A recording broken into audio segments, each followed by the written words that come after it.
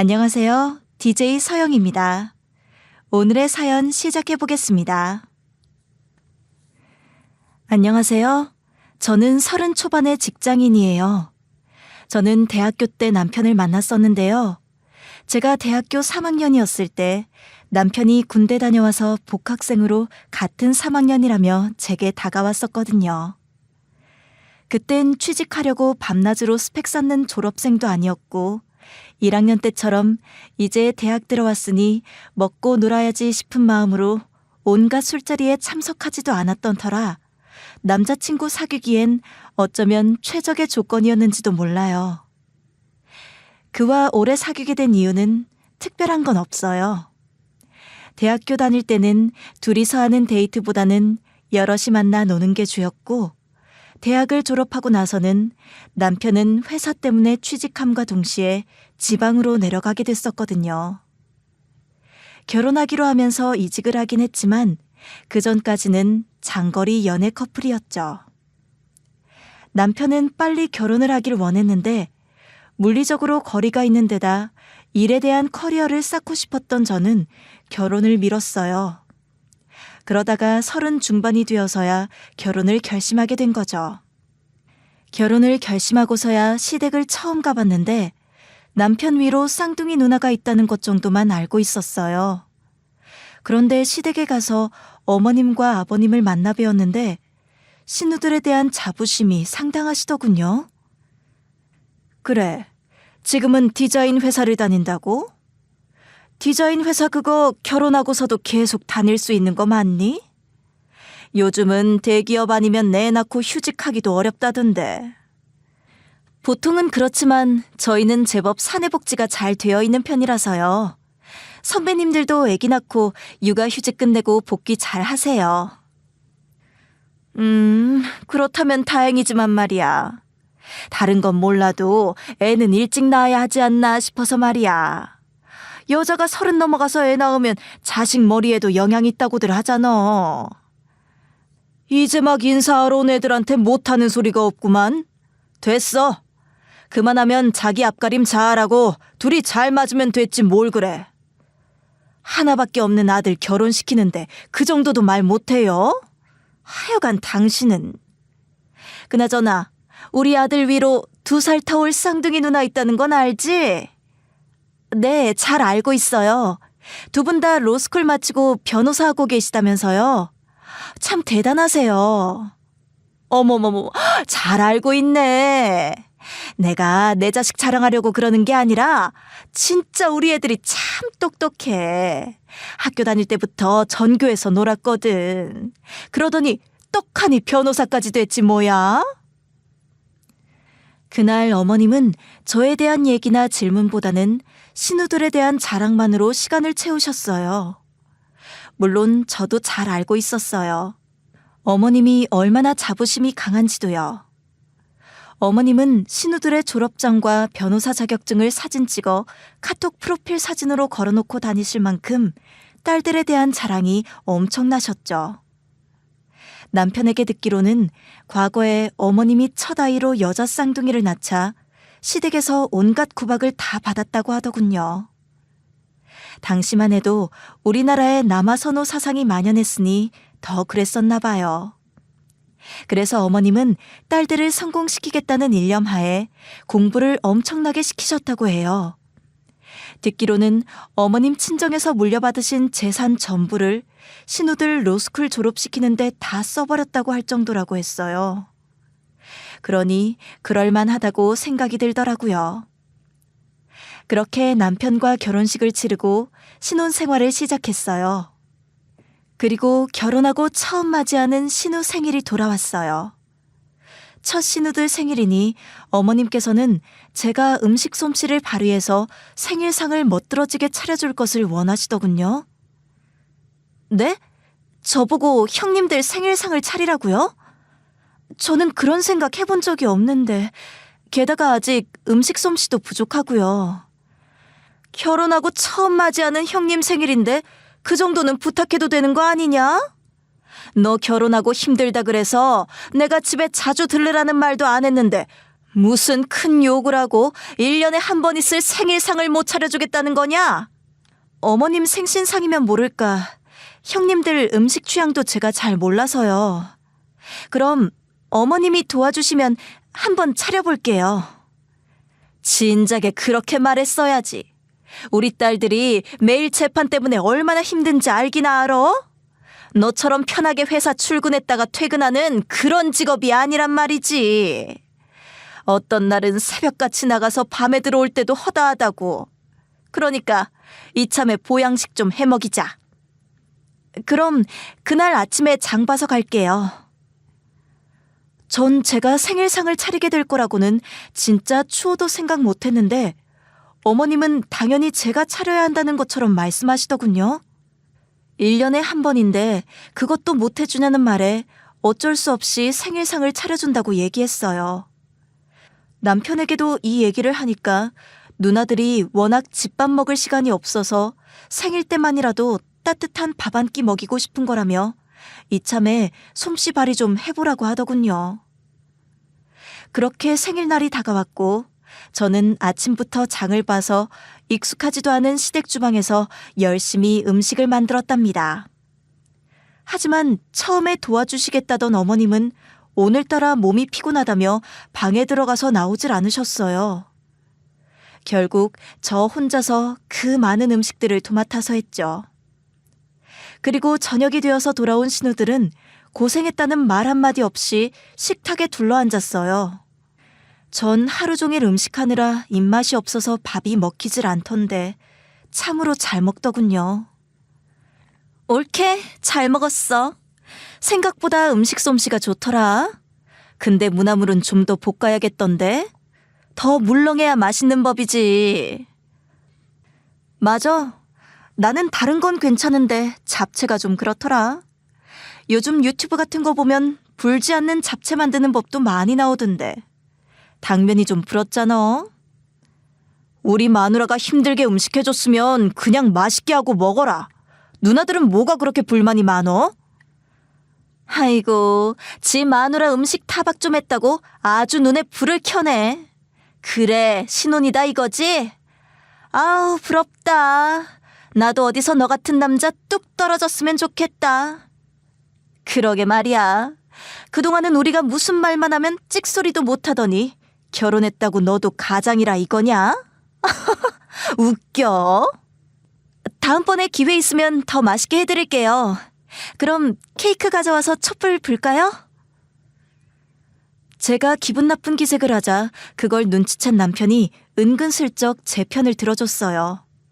그런데 바로 신우들한테 혼나더군요. 집안에서 남편의 위치가 이 정도인가 싶은 생각이 들었죠. 이래저래 눈치가 보인 저는 냉장고에서 케이크를 꺼내 식탁 위에 세팅했어요. 초를 꽂고 불을 켜고 식탁 등을 끄고 생일 축하 노래를 불렀어요. 방금 전까지 어색했던 분위기는 모두 잊고 흥겹게 노래를 부르고 이제 소원 불고 촛불 끄는 시간이 되었는데 어라? 큰형님만 촛불을 끄는 거예요. 그걸 작은형님은 옆에서 멀뚱히 바라보고만 계셨고요. 아무래도 이상해서 제가 물었죠. 그런데 왜 작은형님께서는 같이 촛불 안 부세요?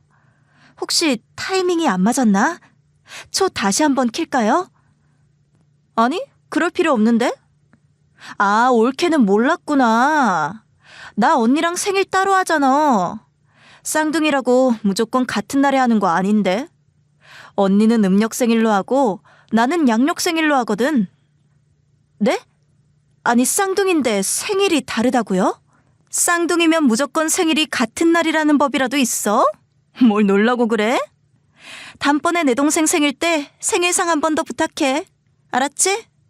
다음번에는 갈비찜 좀 넉넉하게 하고. 맞아. 식구가 몇인데 음식을 요만큼씩 했어? 둘이 살다 보니 손이 작은가 봐. 젓가락 몇 번 안 갔는데 다 없어진 것 봐. 이거 진짜 맛있어서 그런 거 아닌 거 알지? 진짜 기가 막혔어요. 한날 한시에 태어난 쌍둥이가 무슨 생일을 양력, 음력으로 나눠서 한답니까? 어이가 없었지만 본인들이 그렇게 하겠다는데 뭐라 할 수도 없는 상황이었죠. 결국 신우 둘의 생일상을 모두 제가 차려주게 되었어요. 큰 신우만 생일상 차려주고 입 싹 닫을 수도 없는 노릇이라 그렇게 된 거죠. 지금 생각해봐도 스스로 발등을 찍은 것 같긴 해요. 작은 신우 생일날은 평일이어서 부득이하게 회사 퇴근 후에 저녁상을 차릴 수밖에 없었어요. 전날 미리 준비를 해놨는데도 해야 할 일이 산더미더군요. 퇴근하자마자 피곤한 마음을 이끌고 시댁 주방에 가서 갈비찜을 하고 있는데 어머님이 오셔서는 잔소리를 하시더군요. 넌 아직도 이걸 하고 있으면 어떡하니? 이렇게 손이 느려서야 도대체 언제 밥 먹겠냐? 벌써 6시가 훌쩍 넘어가는구만. 조금이라도 일찍 퇴근한다고 일찍 왔는데 그래도 시간이 늦었네요. 최대한 빨리 할게요. 아휴, 다른 재주가 없으면 손이라도 빨라야지. 네 아버지 저녁 시간 못 맞추면 예민한 거 모르냐? 얼른 해. 그래서 제가 주말에 형님 생일하는 게 어떻겠냐고 여쭸는데 생일날 맞춰서 해야 한다고 어머님이 우기셨잖아요. 뭐야? 그럼 이게 내 탓이라는 거냐? 그럼 네가 연차라도 쓰고 오면 될 일 아니야. 그깟 회사가 뭐가 그렇게 중요하다 그래? 변호사처럼 하루도 못 쉬는 직업도 아니면서. 저도 해야 할 일이 있고 직책이 있어요. 어머님 생각처럼 쉽게 회사 뺄 수 있는 것도 아니고요. 됐다. 그딴 변명하지 말고 얼른 음식이나 해라. 설마 아직 잡채도 시작 안 했어? 아이고, 언제 먹을지 캄캄하다, 캄캄해. 제가 분명 주말에 하면 여유가 있을 테니 생일을 당겨서 하자고 말씀드렸었는데 어머님이 어떻게 생일을 당겨서 하냐면서 저한테 엄청 화를 내셨거든요. 하지만 그렇다고 해서 평일에 월차를 쓰는 것도 회사에 눈치가 보이는 상황이었어요. 마침 제가 새로 시작한 프로젝트가 있었거든요. 그래도 일찍 오려고 열심히 일을 하고 1~2시간 정도 일찍 퇴근을 했는데 그 노고는 알아주지 않는 어머님의 말이 정말 서운하더군요. 그렇지 않아도 피곤한 마당에 음식까지 저보고 혼자 도맡아서 하라고 하는데 짜증이 치밀 수밖에 없었죠. 그전까지는 그래도 좋은 게 좋은 거다라는 마음으로 참고 참았거든요. 그런데 어머님이 주방까지 와서 잔소리 폭탄을 하시면서 손이 느리다 타박을 하시는데 너무 화가 나더라고요. 그래서 열심히 놀리던 손을 멈추고 어머님을 빤히 바라보면서 한마디 했죠. 그래도 아무리 힘들어도 형님들이 제가 차린 음식들 맛있게 먹어주니까 고맙더라고요. 어쨌거나 결혼 후 처음 맞이하는 생일이니까요. 이제야 네가 바른 소리를 하는구나. 그럼 집안에 며느리가 새로 들어왔는데 음식 솜씨 좀 부리고 해야지. 그나저나 곧 제 생일인 건 아시죠? 그때 형님들이 제 생일상 어떻게 차려주실지 벌써부터 기대가 되네요. 어머님이 그러셨잖아요. 사람은 한 만큼 되돌려 받는다고요. 너 지금 뭐라고 했니? 아니 네 생일상에 왜 우리 귀하디 귀한 변호사들이 손을 걷어붙여야 해? 말도 안 되는 소리 하지 마라. 택도 없다. 왜요? 제가 이렇게 해드린 만큼 형님들도 제 생일상 한 번은 차려주실 수 있는 거 아닌가요? 가는 게 있었으니 오는 것도 있어야죠. 저도 결혼하고 처음 맞는 생일이잖아요. 얘가? 어떻게 하나라도 더 잘할 생각을 해야지 무조건 받을 생각을 먼저 하고 그러냐? 얼른 음식이나 해서 밥이나 먹을 생각이나 해. 어이가 없어 소원. 어머님 말씀에 기분이 나빠져서 그대로는 못 넘어가겠더라고요. 그래서 농담을 섞어가며 제 생일날 생일상 기대하겠다는 말을 했더니 어머님은 두 눈이 동그래지셔선 무슨 소리를 하냐고 소리를 꽥 지르시곤 방으로 들어가 버리시더군요. 아휴, 괜한 말로 본전도 못 차린 저는 한숨을 푹 내쉬었어요. 그냥 말이라도 알았다고 하면 어디가 덧나나요? 어차피 기대도 안 할 건데요. 남편은 아직 퇴근 전이라 어디 하소연할 곳도 없어서 혼자 한숨이나 내쉬면서 다시 음식을 하고 있는데 큰 신우가 어느새 제 옆으로 와서는 이상한 소리를 하기 시작하더라고요. 옳게. 내가 굳이 참견하고 싶지는 않은데 올케 얼굴 보니까 한마디 해야겠다. 아무리 싫은 일 있어도 시댁 식구들이랑 잘 지내는 게 여자한테는 좋아. 내가 이혼 상담도 많이 해봤지만 다들 본인 하소연 실컷 하고 그냥 돌아가서는 결국 참고 살더라고. 굳이 그런 얘기를 지금 하시는 이유가 뭐예요? 저 지금 엄청 참고 있는 거 안 보이세요? 그러니까 앞으로도 쭉 참으라고. 정작 이혼까지 가는 부분은 내가 별로 못 봤어. 괜히 이혼 소리 꺼냈다가 그거에 책 잡혀서 더 잡혀 사는 경우도 많이 봤다니까. 그리고 우리 엄마 정도면 착한 시어머니지. 그러니까 잘 지내봐. 알았지? 큰형님은 변호사시면서 생각보다 사고가 편협하시네요. 변호사가 그렇게 고정관념을 갖고 계시는 건 독이란 건 아시죠? 설마 의뢰인들 상담할 때 그런 사고를 가지고 대하시는 건 아니시죠? 어머, 옳게는 무슨 말을 그렇게 받아쳐? 사람 기분 나쁘게? 난 옳게 생각해서 해준 말인데 그렇게 꼬아들을 거면 관두자 관둬. 큰 신우는 초장부터 제 기를 확 죽일 참이었는지 자기가 맡았던 사례들을 열거하면서 겁을 주더군요.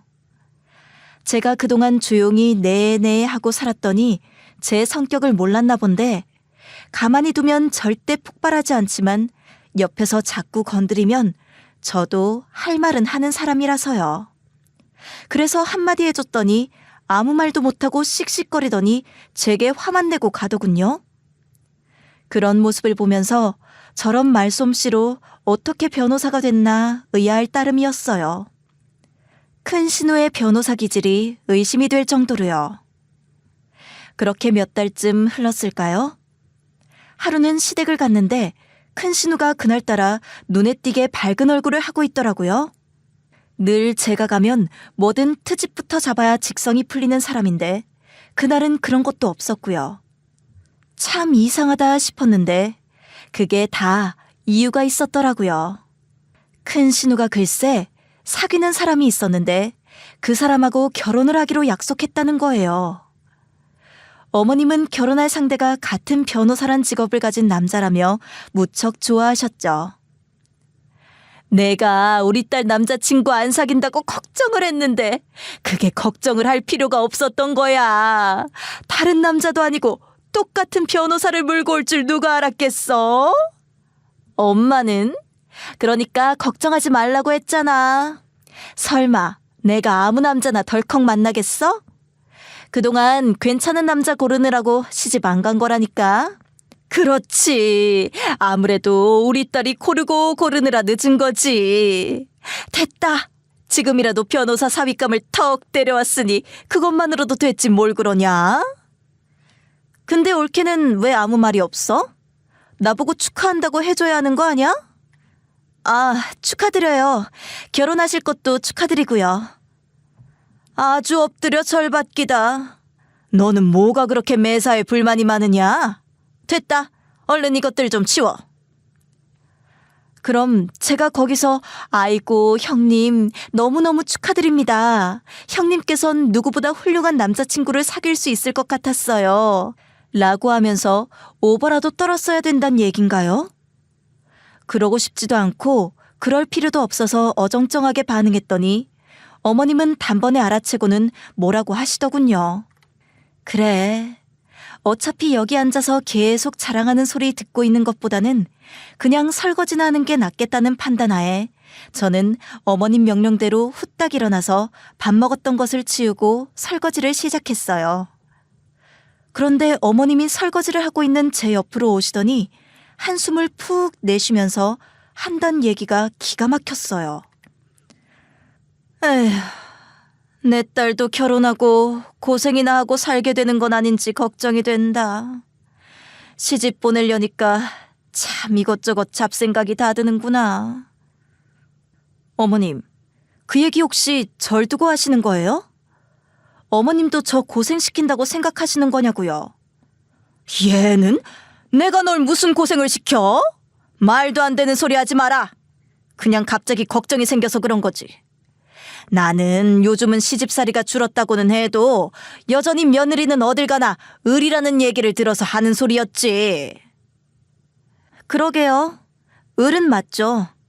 사실 아무리 시댁이라고 해도 갑과 을로 나누면 안 되는 건데요. 그쵸? 분명 설거지를 하는 저를 보면서 생각나셨을 말인데도 제가 콕 집어서 말하자 어머님은 말도 안 되는 변명을 하시더군요. 변명을 한답시고 어머님이 이런저런 얘기를 꺼내는데 하나도 와닿질 않더군요. 지금도 여기 와서 설거지하고 있는 제 모습을 보면서 이렇게 본인이 고생 한 번 시킨 적 없다는 말이 나올까요? 둘이서 그런 얘기를 하고 있는데 어머님이 딱 봐도 불리한 상황인 걸 눈치챈 큰 신우가 불쑥 얼굴을 들이밀더니 저희 대화에 끼어들어 말했어요. 엄마, 나는 변호사잖아. 변호사 며느리한테 어느 시댁이 함부로 대하겠어? 그러니까 걱정하지 마. 그렇지 않아도 같은 직업 가진 사람이라고 하니까 시댁에서 벌써들 좋아하신대. 어머, 그러니? 그러게 네 말 들어보니 맞는 말이네. 감히 변호사 며느리를 누가 함부로 대하겠어? 역시 내가 우리 딸들을 잘 키웠어. 힘들어도 공부시키길 잘했지. 그러니까 말이야. 엄마가 우리 키우느라 그동안 진짜 힘들었었잖아. 외갓집에서 엄마 주신 돈도 전부 다 우리한테 투자하고 말이야. 됐다. 지금 와서 나 호강시켜주면 될 일이지. 그 돈이 뭐라고. 하여간 너희 둘은 날 닮아서 똑똑해서 다행이야. 둘이서 아주 짝짝꿍이 맞아서 웃으면서 손뼉을 마주치는데 참 끼리끼리라는 생각이 들더군요. 저런 사람들하고 제 얘기를 해봤자 통하기는커녕 제 속만 상하겠구나 싶어서 그냥 말하길 관뒀어요. 그래도 진심으로 변호사라는 그 예비 신랑과 큰 신우가 잘 되길 바랐죠. 괜히 또 어그러지면 그 불똥이 누구한테 튀겠어요? 이 집 사람들은 무슨 안 좋은 일 있으면 무조건 제 탓이라고 하는 편이거든요. 제발 평온하게 결혼하기를 바라던 어느 날이었어요. 어머님이 저한테 전화를 하시더니 부탁이 있다면서 얘기를 꺼내시더군요. 늘 부탁이라는 포장 안에 다른 걸 감추고 계셨던 어머니인지라 이번에는 또 무슨 일로 제 복장을 터지게 할지 걱정되는 마음으로 들어봤는데 진짜 상상 이상이었어요. 지난번에 우리 집 왔을 때 너도 들어서 알고 있지? 우리 큰딸 남자 생긴 거. 왜 같은 변호사라고 했잖아. 그럼요, 잘 알고 있죠. 그날 저한테 자랑을 얼마나 하셨는데 그걸 잊었겠어요? 그런데 왜요? 그래서 말인데 너희 신혼집 말이다. 한 달만 비워줘야겠다. 네? 집을요? 갑자기 집을 비워달라니요. 무슨 일 있으세요? 다른 게 아니라 큰딸 말이다. 걔가 변호사씩이나 되어서 엄마랑 같은 집 산다고 하긴 좀 그렇지 않냐? 애 직업으로 생각하면 번듯한 아파트 하나는 갖고 있는 게 설정상 어울리잖아. 그리고 결혼할 남자한테도 혼자 산다고 미리 말을 해놨다고 하네. 아니, 아무리 그래도 그렇지 그런 거짓말을 하면 어떡해요. 그리고 저희 집을 갑자기 비워달라고 하면 전 어디서 살고요. 비우는 게 어려우면 큰딸이랑 한 달만 같이 사는 건 어떠냐? 어차피 집에 들어올 일은 없을 테니 상관없잖아. 한 달 안에 상견례 할 거니까 그때까지만이라도 같이 지내라. 그건 괜찮지? 갑작스런 전화는 정말 갑작스런 소식을 몰고 왔어요. 진짜 어이가 없었어요. 신우들은 현재 어머님과 같이 살고 있는 상태였거든요. 어머님 아파트가 구축이라 벽지도 오래되어 누렇고 오래된 가구들도 많아서 그런 곳에서 딸들과 같이 지낸다고 얘기하기 창피하셨던 모양이에요. 하지만 아무리 상황이 그렇다고 해도 어떻게 대뜸 저희 집에 들어와 산다고 하겠어요? 남편도 이 얘기를 듣고는 제게 사정사정을 하더군요.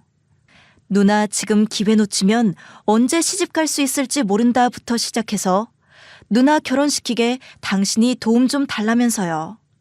하지만 그렇지 않아도 만날 때마다 늘 불편했던 신우를 어떻게 우리 집에 데리고 같이 살 수 있겠어요? 그래서 저는 끝까지 반대를 했죠. 그렇게 며칠이 지났어요. 문을 열었더니 큰 신우가 대뜸 커다란 캐리어를 들고 저희 집으로 쳐들어오는 게 아니겠어요? 아니, 이 짐은 다 뭐예요? 설마 저희 집에 있을 건 아니죠? 제가 안 된다고 분명히 말했어요. 이렇게 무작정 밀고 들어오면 어떡해요? 그럼 어떡해? 이미 그 사람한테 여기서 지낸다고 다 말해놨거든? 오늘 꼭 집 앞에 데려다 주겠다고 해서 출장 갔다 온 것처럼 얘기하고 짐까지 들고 왔는데 어떻게 할 수가 없잖아. 그냥 여기서 출근할게. 아무리 그래도 그렇죠. 저희한테 어떻게 말 한마디 없이 이럴 수가 있어요? 안 돼요. 당장 나가요. 뭐? 나보고 지금 나가라고? 아니, 절대 못해. 올케 때문에 결혼 엎어지면 내가 가만히 있을 것 같아? 큰 신우가 도끼 눈을 뜨고서 저를 쳐다보는데 눈알이 희번뜩한 게 원래도 그랬지만 그날 유독 정상이 아닌 것 같아 보이더군요. 그때 남편이 창가로 가더니 저를 불렀어요. 밖에 서 있는 게 누나 남자친구 맞냐고 하면서요.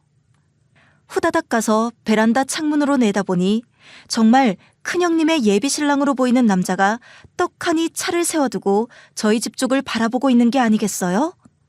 놀라서 얼른 얼굴을 숨긴 저는 다시 큰 신우를 바라봤죠. 큰 신우는 이미 소파에 벌러덩 누워서 제 집인 양 TV를 켜더군요. 그 모습을 보니 정말 어쩔 수 없겠더라고요. 당장 이 상황을 어떻게든 모면하긴 했어야 하니까요. 그렇게 한 달간의 정말 지독한 동거 생활이 시작되었죠. 그런데 얼마 안 되어서 더 혈압 오르는 일이 발생하고 말았어요. 작은 신우까지 캐리어를 끌고 저희 집으로 들어왔거든요. 올케, 미안하게 됐어. 내가 남자친구 사귀었다는 소식은 들었지? 근데 그 사람도 변호사거든. 나도 여기서 산다고 뻥을 쳐버렸지 뭐야. 그러니까 한동안 나도 좀 부탁해.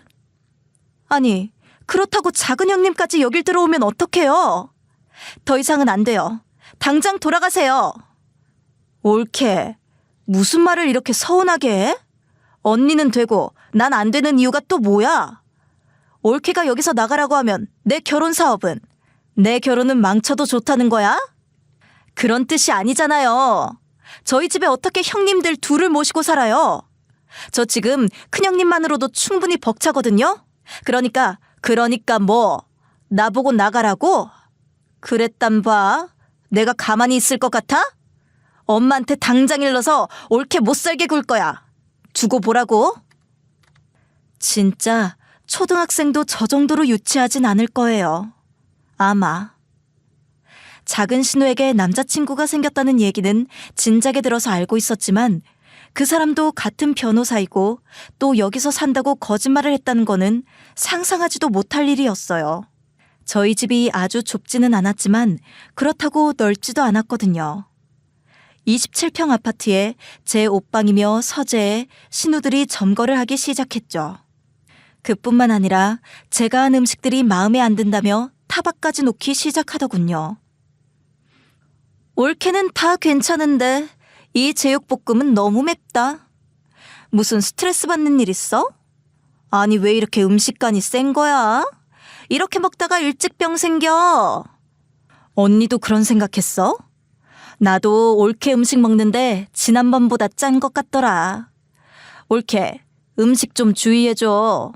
우리 변호사인데 어디 한 군데라도 아프면 큰일이잖아. 마음에 안 들면 본인들이 직접 해서 드세요. 애초에 여기 올 때 조건이 뭐였죠? 저 먹는 밥에 숟가락 2개만 올려두면 된다였잖아요. 그러니까 마음에 안 드시면 당장 나가시면 되겠네요. 무섭게 무슨 그런 말을 하고 그래? 우리가 지금 올케 집에 얹혀 산다고 지금 갑질하는 거야? 너무하다 진짜. 음식 얘기 좀 할 수도 있지. 그러니까 말이야. 야, 너는 왜 가만히 있냐? 마누라 혼낸다고 입 꾹 다물고 있는 거야? 너도 한마디 해야지. 누나들이 당하고 있는 거 안 보여?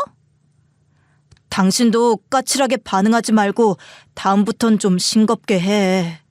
나도 당신 요즘 음식 짜서 입맛에 안 맞긴 했어.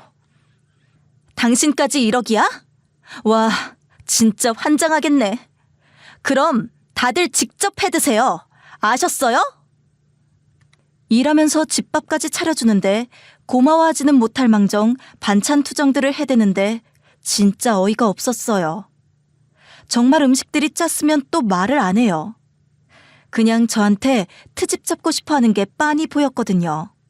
어떻게든 트집을 잡아서 저를 깎아내려야 속이 시원한 사람들이었으니까요. 그들의 민폐는 거기서 끝나지 않았죠. 어느 날부턴가 제 옷장에서 옷도 마음대로 꺼내다 입는 민폐짓을 시작하더군요. 모름지기 변호사란 직업이 월급이 상당한 걸로 알고 있는데 신우들이 하는 행동들 보면 거지들이 따로 없었어요. 어떨 때 보면 저보다 더 궁하게 사는 것 같다고 느꼈으니까요. 저는 참다 못해 이 사실을 남편에게 알리고자 했죠. 그런데 남편의 반응은 의외였어요. 내 옷 좀 봐봐. 이거 다 늘어지고 해진 거. 옷도 그냥 곱게 입으면 내가 말을 안 해. 아니, 왜 남의 옷을 이렇게 만들어놔? 이러니까 내가 화가 나는 거라고. 옷 좀 나눠 입는 거 가지고 뭘 그러냐. 같은 여자잖아. 당신 옷이 예뻐 보였나 보지. 누나들이 돈이 없겠어, 뭐가 없겠어. 그럼 사서 입으면 될 일 아니야. 왜 내 옷을 허락 없이 입는 건데? 당신은 이게 아무렇지 않다고? 누나들이 옷 사러 갈 시간이 없어서 그런 거지. 당신은 그 정도도 이해 못해? 이렇게 배려심 없는 사람이었어? 그러니까 당신 말은 내가 이상하다는 거네? 서재며 옷장이며 엉망으로 해놓는 형님들이 이상한 게 아니라? 그리고 옷 사러 갈 시간이 없다고? 웃기지 마. 출근은 제대로 하는 건지 알 수 없을 정도로 매일 놀고 먹는 거 모르지? 그게 무슨 소리야. 변호사가 그렇게 여유로운 줄 알아? 나도 변호사란 직업이 끔찍하게 바쁜 줄로만 알았는데 형님들 보니까 그것도 아니더라. 같이 안 살았으면 모르고 살 뻔했지 뭐야? 내가 봤을 땐 일이 거의 없으신가 봐. 늘 남자친구 전화만 기다린다고. 말도 안 되는 모함할 거면 그냥 관두자. 아무리 당신이라도 우리 식구 욕하는 건 듣기 싫으니까. 적어도 남편만은 제 마음을 이해해 줄 거라고 생각했어요. 그런데 남편은 이해는커녕 같은 여자끼리 옷 좀 나눠 입을 수 있는 걸 가지고 뭘 그러냐면서 절 유난으로 취급하더라고요. 식구니까 이해하라는 말에 남편에게 화가 치밀었죠. 아마 그때 이 집안에서 내 편은 아무도 없다는 생각이 강하게 들었던 것 같아요. 그러다 하루는 집에 퇴근하고 돌아왔는데 매일 소파에 드러누워있던 큰 신우가 보이질 않더군요. 어디 갔나 싶어서 저녁 준비를 하려는데 예리한 여자의 촉이 발동하더군요. 혹시나 싶어 안방문을 확 열었더니 거기에 큰 신우가 있다가 절 보고 화들짝 놀라더라고요. 지금 여기서 뭐 하세요? 아니, 이 이불은 왜 싹 다 바꿔놓으셨어요? 어제 새로 세탁해서 깔아둔 건데요? 아, 올케 벌써 들어왔어? 이불이 좀 칙칙해 보이는 것 같아서 내가 바꿔놨지. 어때? 이 색이 훨씬 낫지 않아? 그리고 여기 벽에 걸려있던 결혼 사진은 다 어디로 갔어요? 설마 큰형님이 어디 떼놓으신 거예요? 아니 왜요? 사실 내가 이번 주 주말에 예비 신랑을 여기 초대했거든. 그런데 올케랑 내 동생 사진이 붙어있으면 이상하잖아? 그러니까 이번 한 번만 눈 감아줘. 둘이서 여기서 뭐 하시게요? 하긴 뭘 해. 그냥 올케가 하루만 집 비워주면 돼. 이참에 친정에도 다녀오고 좀 좋아. 그동안 우리가 죽치고 있어서 올케 자유롭질 못했잖아. 내가 자유를 줄게. 어때? 우리 신혼집이 여간방도 아니고 그게 무슨 소리세요? 그리고 여기서 뭘 하려고 이불까지 싹 다 바꿔놓은 거예요? 정말 정신 나갔어요? 무슨 말을 그렇게 해? 내가 언제 무슨 짓 하겠대?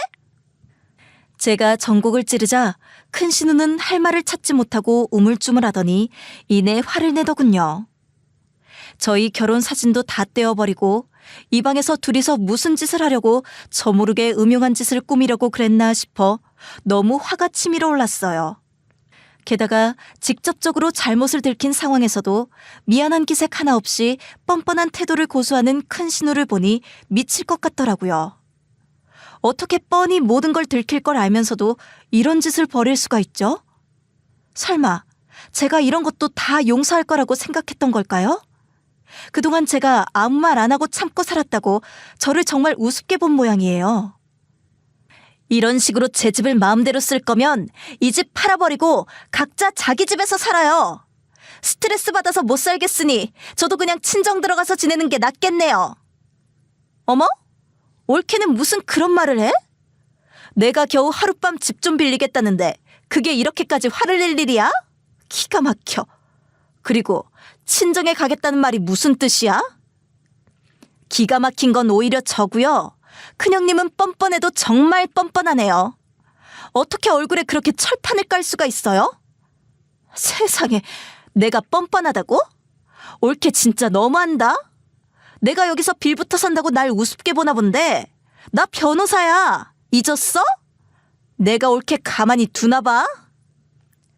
저는 더는 넷이서 이런 불평등한 동거를 계속할 수 없었어요.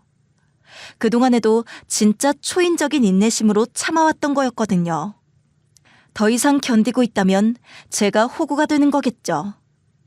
그래서 모두 다 돌아가라고 소리를 빽 질러버렸더니 갑자기 피해자 코스프레를 하면서 어머님한테 전화해서 훌쩍거리는 게 아니겠어요?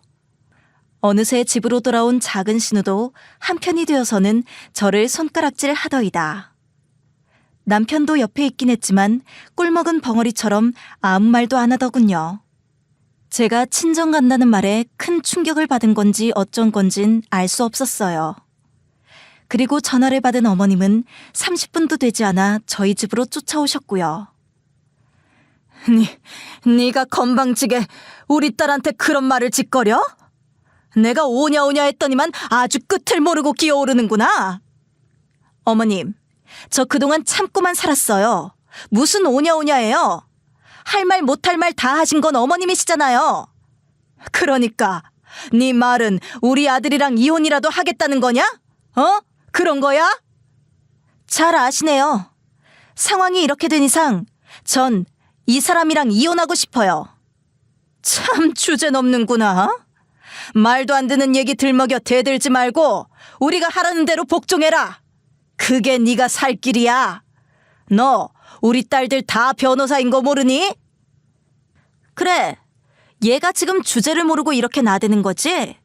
나 너 같은 여자애들 이혼 사건 한두 번 담당한 거 아니야. 네가 이 집을 팔고 친정을 가? 너는 친정에 갈 생각도 말고 이혼할 생각은 더더욱 하지 마라. 어머님이 오시자마자 신우들은 무슨 천군만마를 등에 업은 것처럼 어머님을 앞에 내세우고 별말을 다 하더군요.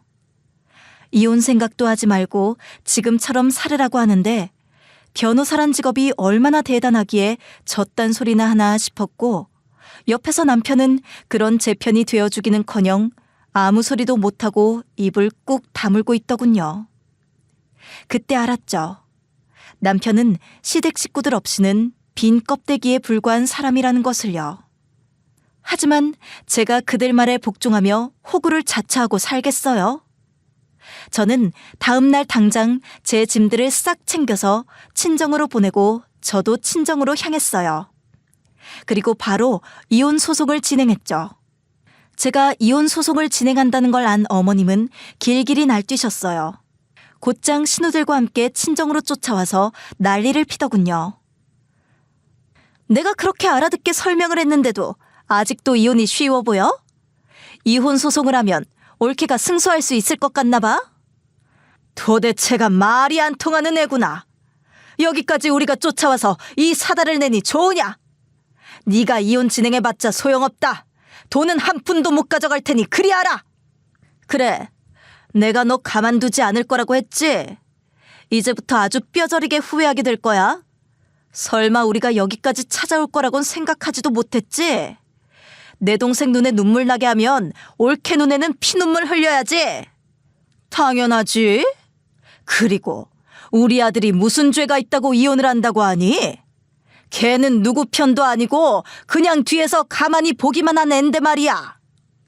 가만히 뒤에서 보기만 한 건 죄가 아니에요? 변호사니까 살인방조죄도 잘 알겠네요.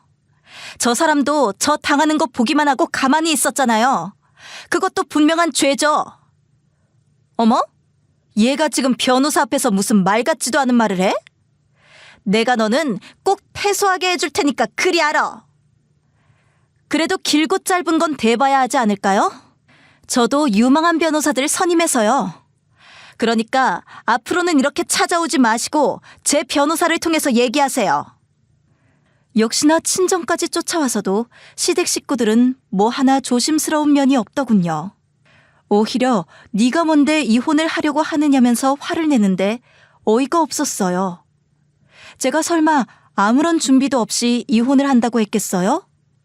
저도 바보는 아니라서 변호사인 신우들에게 당하고 싶진 않았거든요. 그래서 저는 서류를 꺼내서 보여줬어요. 어리둥절한 신우들이 서류 봉투를 열어 제가 선임한 변호사들을 보자마자 둘 다 얼굴이 사색이 되더군요. 당연히 그럴 수밖에 없었죠. 왜냐면 제가 선임한 변호사들은 큰 신우 예비신랑과 작은 신우의 남자친구였거든요. 제가 어떤 변호사를 선임할지 그들은 까맣게 몰랐겠죠. 이게 뭐야? 왜 내 남자친구 이름이 여기에 있는 거야? 어쩜 이럴 수 있어? 옳게, 설마 일부러 알고 선임한 거야? 그럼요, 당연하죠. 그럼 제가 당하고만 있을 줄 알았어요? 저도 형님들하고 맞서 싸우려면 뭔가 힘이 있어야 하지 않겠어요? 뭐라고? 아니, 내 남자친구도 선임한 거야? 옳게 미쳤어? 설마 우리 얘기 다 한 거 아니지? 옳게가 과장해서 이런저런 없는 얘기 떠벌린 거 아니야? 그럴 리가요. 없는 얘기를 할 순 없죠. 그동안 어머님이랑 형님들이 저 놔두고 단톡방에서 했던 나쁜 얘기들과 싸우면서 제게 했던 녹음 파일까지 싹 다 건네줬어요. 정확한 사실을 알아야 제 변호사님들도 제대로 싸우죠. 미쳤어. 얘가 제대로 미친 거야. 말도 안 돼. 어떻게 그럴 수가 있어? 그럼 그동안 저한테 막대하지 말으셨어야죠. 죄 짓고 살면 결국 이렇게 돌려받는 거 형님들도 잘 아시잖아요. 상황 파악을 한 신우들은 패닉 상태가 되어서 이내 주저앉아 펑펑 울기 시작했어요. 이제 다 망했다고 하면서 어쩐지 어제부터 연락이 안 되는 게 이상하다 싶었다고 하는데 진짜 세상 고소하더군요. 아무것도 모르고 멍하니 있던 어머님은 형님 손에서 서류를 뺐다시피 가져와 천천히 읽어보더니 이내 아차 싶었는지 바로 태도를 바꾸더군요. 너 미쳤냐? 어떻게 이럴 수가 있어? 당장 이혼 소송 취소시켜라. 그리고 네가 한 말 다 거짓말이라고 해. 제가 왜요? 그렇게 해서 제가 얻을 게 뭔데요? 미안하지만 저는 이번 소송 꼭 승소해야 하거든요. 제 자존심이 걸린 일이라서요. 너 때문에 우리 딸들 결혼 망치면 어떻게 하란 말이야? 그거야 형님들 사정이죠. 그동안 제가 당한 거 생각하면 이보다 더 큰 벌 받으셔야 하는데 이 정도 선에서 끝나는 줄이나 아세요. 그럼 난 어떡하라고? 나 이번 결혼 망치면 네가 책임질 거야? 형님이 한 일은 형님이 알아서 수습해야죠. 내가 거기에 책임질 필요가 뭐가 있어요? 이제 정말 끝이라고 생각했는지 신우들은 제게 악다구니를 쓰며 다시 되돌려 놓으라고 난리를 치더군요. 하지만 저는 그럴 생각이 전혀 없었죠. 어차피 끝을 보지 않을 거였으면 여기까지 오지도 않았으니까요. 어머님은 한참 화를 내다가 안 되겠다 싶었던지 그때부터는 무릎을 꿇고 빌기 시작했어요. 그러면서 온갖 회유책을 다 꺼내는데 진작에 이렇게 하시지 싶더군요. 흔들리지 않은 저는 그들을 돌려보내고 그대로 이혼 소송을 진행했죠. 신우들이 남자 보는 눈이 있기는 한 건지 소송도 아주 무난하게 잘 마쳤어요. 남편과 시댁 식구들에게 귀책 사유가 있으니 문제될 것이 없었기도 했지만요. 대신 신우 둘은 그쪽 업계에 소문이 쫙 나는 바람에 결혼 이야기는 없었던 걸로 되고 작은 신우도 남자친구랑 헤어졌다고 하더군요. 멀쩡하게 사고 박힌 남자라면 당연한 결과였겠지만 작은 신우는 헤어짐을 받아들일 수 없었던 모양이에요. 헤어졌다는 얘기를 듣고 얼마 안 되어서 저희 집에 찾아와서 아주 절 죽이려 들더라고요. 너만 아니었으면 나 그 사람이랑 결혼했을 거야. 네 인생 하나만 망치면 될 일을 왜 물귀신처럼 나까지 끌어들여? 애초에 저희 집에 캐리어 밀고 들어오면서 온갖 민폐란 민폐는 다 끼쳤던 분이 할 말은 아닌 것 같은데요? 그래서 부탁했던 거잖아. 너도 흔쾌히 그렇게 해준다고 했잖아. 내 동생이랑 이혼하는 걸로 끝내야지. 왜 나한테 복수를 하냐고. 아직도 아무것도 모르세요? 형님들이 제 이혼에 파라는 차지하고 있는데 아직도 그걸 모르고 계셨다니 참 안타깝네요. 어떻게 본인들이 저지른 잘못을 모를 수 있어요? 지금 우리 엄마 머리 싸매고 누워서 일어나지도 못하고 있는 거 알아? 이게 다 너 때문이잖아. 그리고 너희 신혼집도 재산 분할하면서 날아가서 지금 내 동생 원룸에서 혼자 살고 있다고. 그러니까 그게 왜 저 때문인데요? 신혼집 매매할 때 제 돈이 더 들어간 건 사실이고 명의도 제 명의였잖아요. 그러니까 당연히 날아가는 거 아니에요? 아무튼 너 때문에 내 인생 완전히 망쳤어. 그렇지 않아도 나랑 언니한테 의뢰가 별로 없었는데 이번 일로 일이 뚝 끊겼다고. 그러니까 네가 책임져. 작은 신우가 저한테 책임지라면서 눈을 부릅뜨고 얘기를 하는데 사람이 궁지에 몰리면 이런 얼굴도 하는구나 싶었어요. 제가 뭐라 반박하기도 전에 저희 엄마가 구정물을 한 바가지 퍼와서 작은 신우한테 부어버리면서 네가 변호사면 다냐고 변호사 되기 전에 인성부터 갖추라고 혼꾸녕을 냈지만요. 그 뒤로 시댁 식구들은 다신 제게 찾아오지 않더군요. 지금은 남편과 이혼한 지 1년이 좀 넘어가고 있어요. 전 여전히 회사 생활 잘하고 있고요. 요즘엔 같은 회사에서 썸 타는 남자도 하나 생겼답니다. 생각해보면 거의 천년애라고 할 수 있는 전 남편을 만나면서 다른 남자들과 비교도 안 하고 그 사람이 괜찮은 사람이라고 착각하고 살았던 것 같아요. 앞으로는 누굴 만나기 전에 2번, 3번 그 사람의 됨됨이에 대해 관찰하는 시간을 가져야겠다는 생각이 들었어요. 그럼 사연 들어주신 분들 모두 감사드리고 앞으로도 전 행복하게 살 테니까 여러분들도 좋은 사람과 행복한 가정 지속하시길 바랄게요.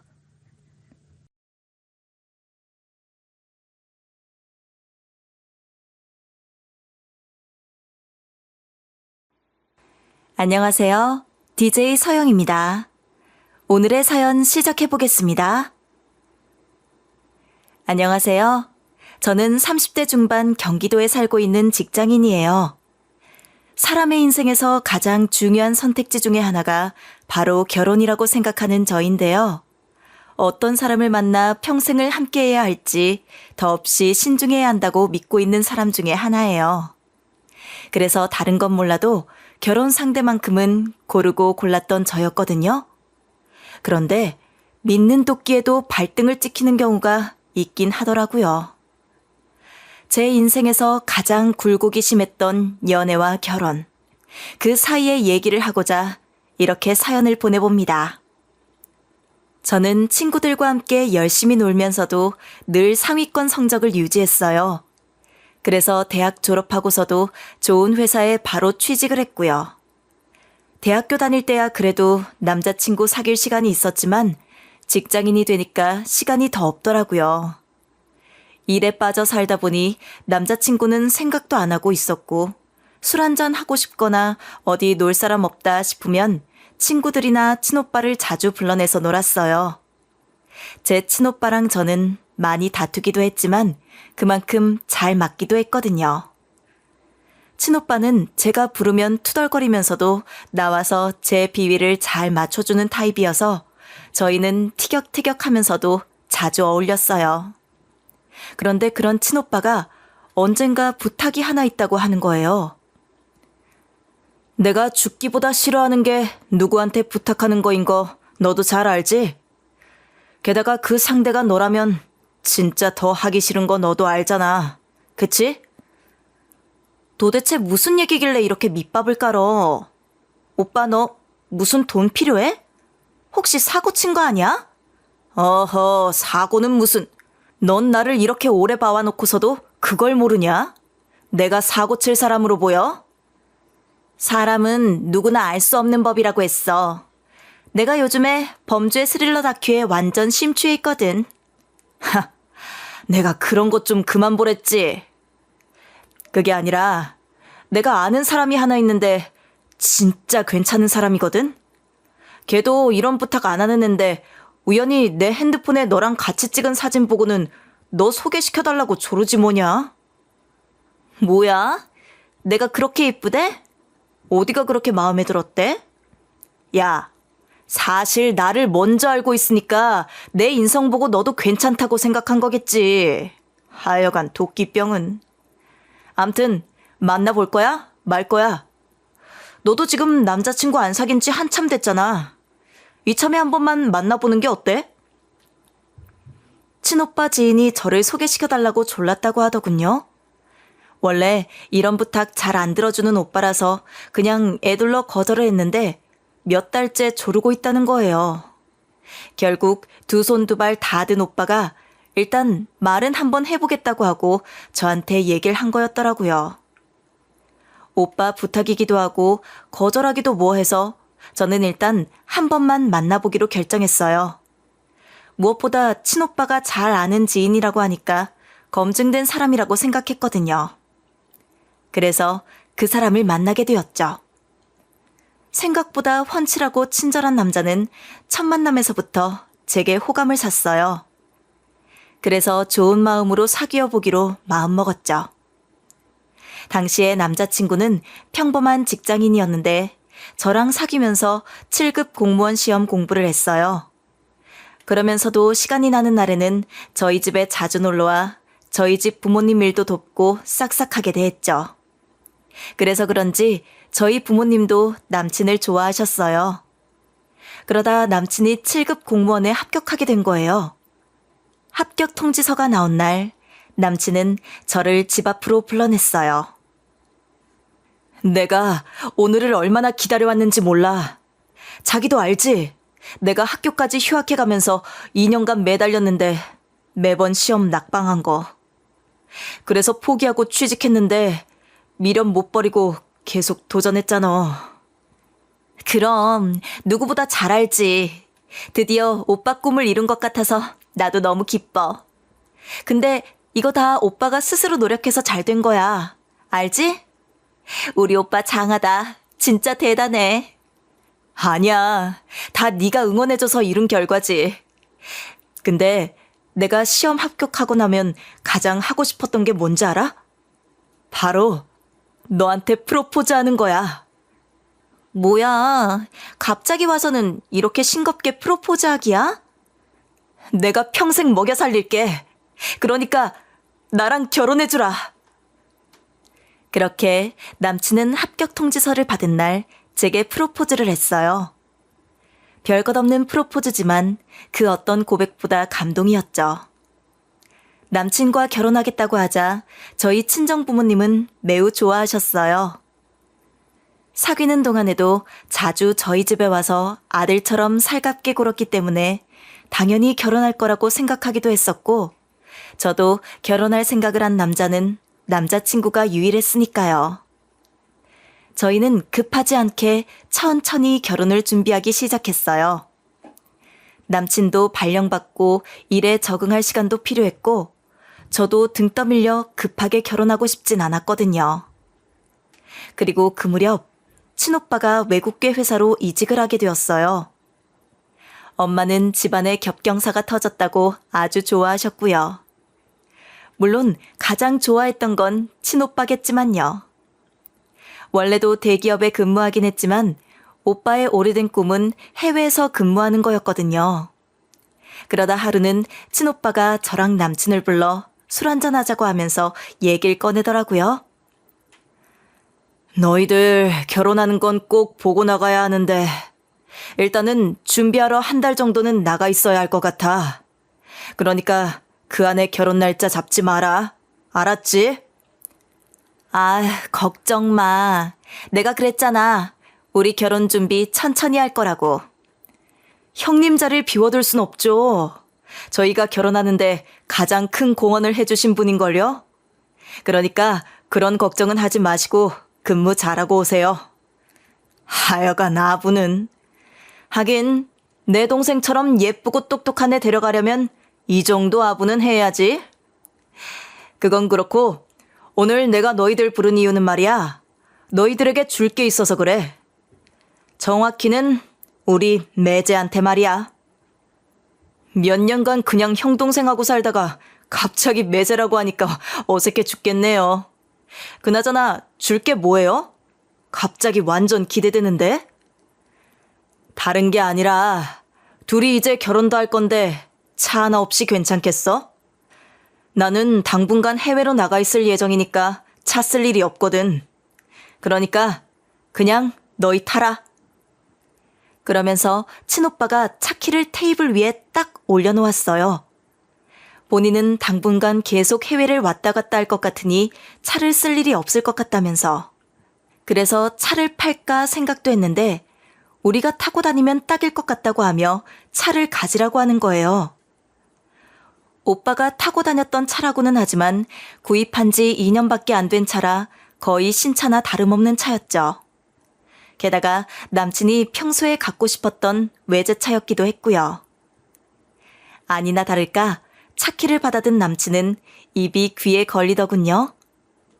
두 손으로 차키를 받더니 이리 보고 저리 보면서 날듯이 기뻐했어요. 우와, 형님, 저 진짜 이거 받아도 되는 거예요? 설마 차를 주실 거라고는 상상도 안 했는데 진짜 감사드려요. 제가 우리 주희 책임지고 진짜 잘해줄게요. 정말이에요. 괜히 아부 떨지 말고 내 동생 눈에 눈물 나게만 하지 마. 알지? 내 동생 눈에 눈물 나게 하면 가만 안 둔다.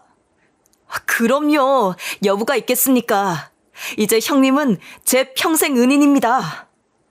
하여간 못 말려. 그렇게나 좋아? 어째 내가 프로포즈 승낙했을 때보다 더 좋아하는 것 같다. 남편은 갖고 싶은 차를 가져서 그런가 그날따라 텐션이 장난이 아니었어요. 어찌나 신나하는지 그 모습을 보니 저까지 기분이 좋아지더라고요. 그리고 며칠 뒤 예비 시댁에 인사를 드리러 갔어요. 남친이 저희 집에 자주 놀러 오긴 했지만 저는 시댁을 가는 게 처음이었거든요.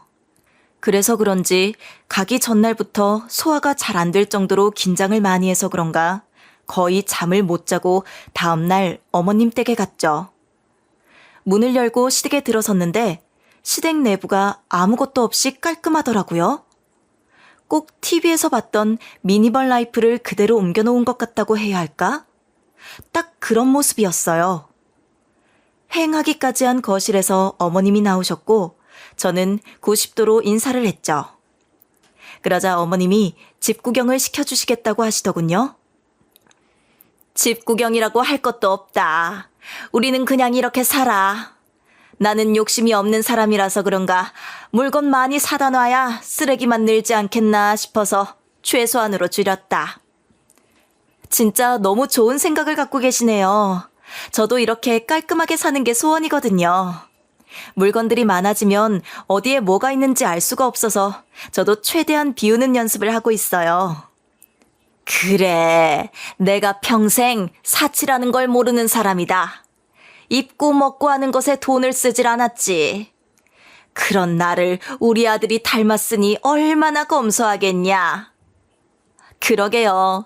오빠도 어머님 닮아서 알뜰한 것 같아요. 저도 결혼하면 사는데 욕심 안 내고 어머님처럼 깔끔하게 살게요. 공무원 시험 붙은 게 그냥 된 게 아니라니까. 면접에서도 떨어지는 사람이 수두룩하다고 하더만. 우리 아들 날 닮아 검소한 성격이 면접에서도 큰 도움이 됐을 거야 아마. 아이고, 우리 엄마 또 아들 자랑이 줄줄이네. 그만해도 돼. 그렇지 않아도 우리 주희가 날 아주 끔찍히 생각한다니까. 그럼 우리 아들 싫다는 여자가 어딨겠어? 이렇게 완벽한데 말이야. 남친이 공무원 합격하고 나서 집안의 온도가 달라졌다고는 했는데 어머님이 남친을 대하는 태도를 보니 알만하겠더군요. 집 구경을 마치자 어머님이 저녁 식사를 준비해놨다고 하면서 식탁으로 저를 안내해 주셨어요. 식탁 위 음식을 본 저는 깜짝 놀라고 말았죠. 너무 진수성찬이라 놀랐냐고요? 전혀요. 식탁 위에 김치찌개 하나랑 무말랭이 하나만 덜렁 놓여져 있었거든요. 게다가 김치찌개도 냄비째에 그대로 올라와 있어서 너무 당황했어요. 아무리 검소한 생활을 하신다고 해도 며느리가 인사 오는 날에는 하다못해 국그릇에다 담아주기는 해야 하는 거 아닌가요? 전 매우 당황했는데 어머님이나 아버님 그리고 남친은 아무렇지도 않은 것 같더라고요. 며느리 온다고 호들갑 떨면서 이것저것 음식하는 거 나는 못한다. 그날 그렇게 사치 부려서 뭘 하겠어. 그래서 그냥 우리 평소에 먹는 대로 차렸다. 괜찮지? 네, 그럼요. 감사합니다. 맛있게 잘 먹을게요. 와, 우리 엄마 며느리 온다고 김치찌개에 돼지고기까지 넣었어? 대박이네. 원래는 김치만 잔뜩 있거든. 자기 오늘 땡 잡은 거다. 보통 이런 식사가 잘 나오는 게 아니야. 아, 그래? 그렇구나. 왜 안 먹고 그러고 밥알만 깨작거리고 있냐? 우리는 깨작깨작 먹는 스타일 안 좋아한다. 모름지기 밥은 팍팍 먹어야지. 한국 사람은 밥심이란 말도 모르냐? 어여 팍팍 먹어. 어머님은 왜 안 먹고 있냐고 타박을 놓으셨지만 도저히 숟가락이 가질 않았어요. 생전 처음 보는 시어머니와 시아버님이 너나 할 것 없이 쓰던 숟가락으로 찌개를 퍽퍽 떠서 입에 가져가는데 거기에 어떻게 제 수저를 넣겠어요? 하지만 따가운 눈총에 어쩔 수 없이 수저를 들어 열심히 밥을 한 그릇 비워냈어요. 김치찌개도 짜고 무말랭이도 너무 짜서 정말 어머님 말대로 밥을 팍팍 떠먹게 되더라고요. 그렇게 겨우 다 밥을 먹고 나서 저희는 둘러앉아서 얘기를 나눴죠. 그런데 그때부터였을까요? 어머님의 본격적인 아들 자랑이 시작된 게요. 귀가 아플 정도로 어머님은 자랑을 늘어놓으시더군요. 우리 아들 말이야. 7급 공무원 되는 게 보통 어려운 일이 아니더라. 공부에만 매진한다고 해도 떨어지는 사람이 부지기수인데 우리 아들은 회사 다니면서 공부에 붙었으니 얼마나 대단하냐. 맞아요. 저도 진짜 대단한 것 같아요. 회사 다니면서 틈틈이 공부하는 게 쉽지는 않았을 텐데요. 어디 밖에 나가서 얘기해봐도 우리 아들 대단하다는 소리밖에 못 들어봤다니까. 근데 내가 생각해도 그래. 날 닮아 그런가? 우리 아들이 똑똑해서 한 번에 척 붙었으니 말이야. 엄마, 나 한 번에 붙은 건 아니잖아. 예전에 공부할 때 잘 안 됐었잖아. 그래도 그게 도움이 됐는지 이번 공부는 그나마 하겠더라고. 그러니까 네가 똑똑한 거지. 암튼 우리 아들 데려가는 여자는 복 받았다고 생각했는데 이렇게 떡하니 나타날 줄 몰랐네. 어머님은 아들 자랑을 늘어놓으셨어요. 물론 저도 알아요.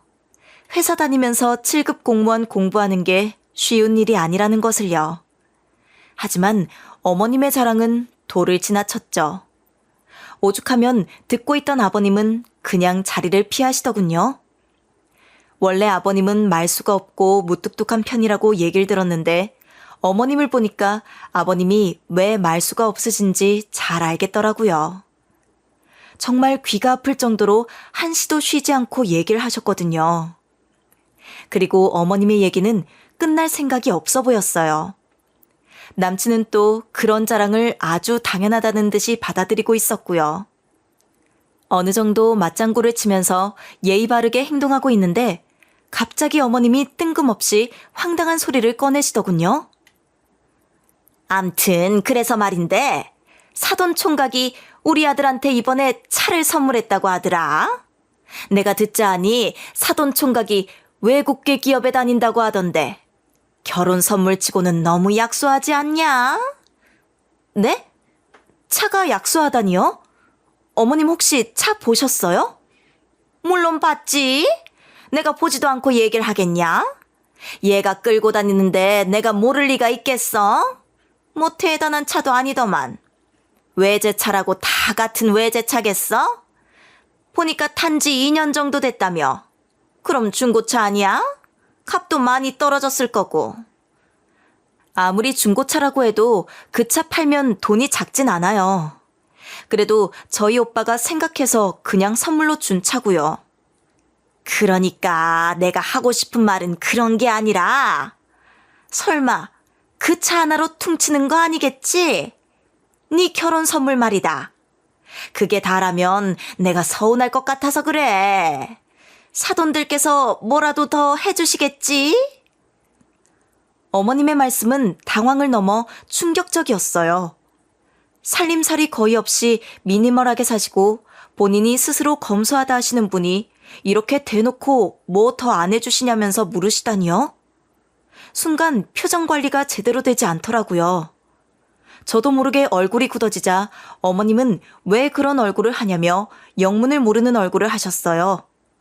남친도 그런 저의 옆구리를 찌르며 표정을 풀으라고 하는데 지금 상황에서 어떻게 그럴 수가 있겠어요? 무엇보다 남친이 어머니의 말을 제지하지 않는 게 어이가 없더라고요.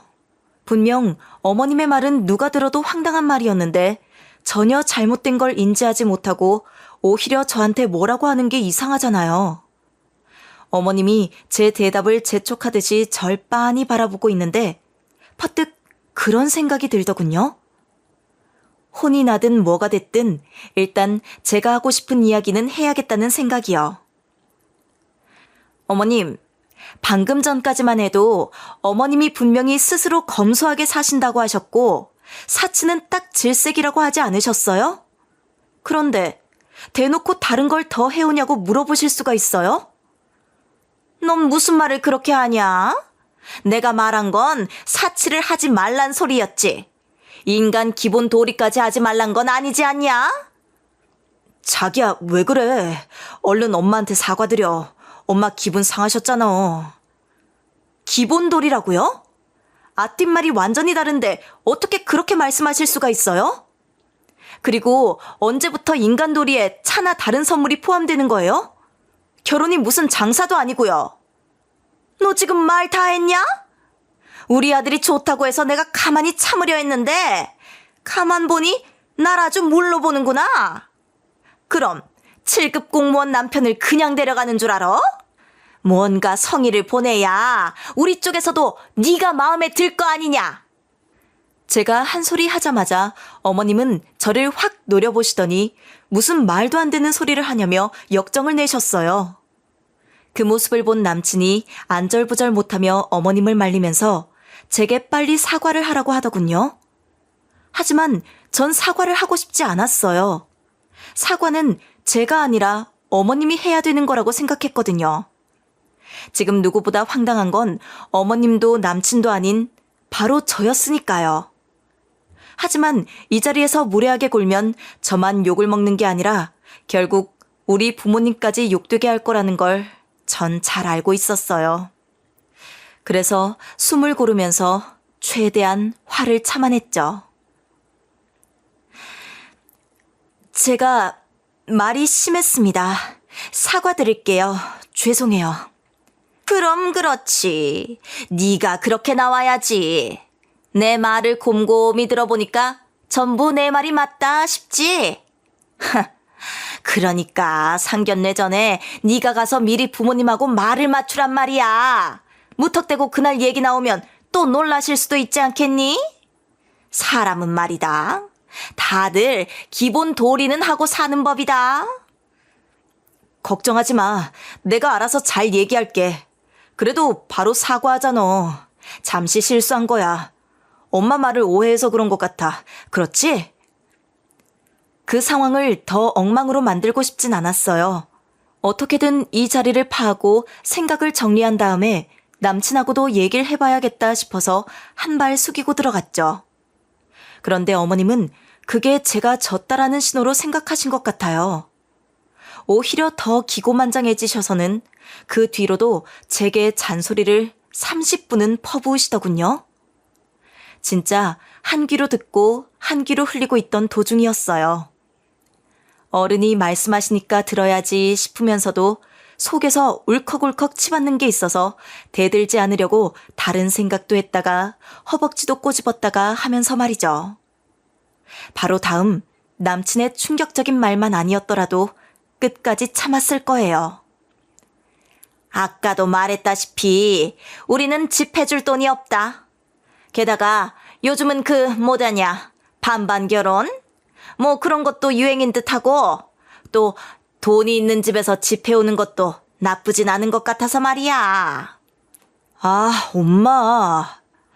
내가 여기서 이런 얘기까진 안 하려고 했는데 걱정 마. 이미 우리 신혼집도 다 해결이 된 것 같거든.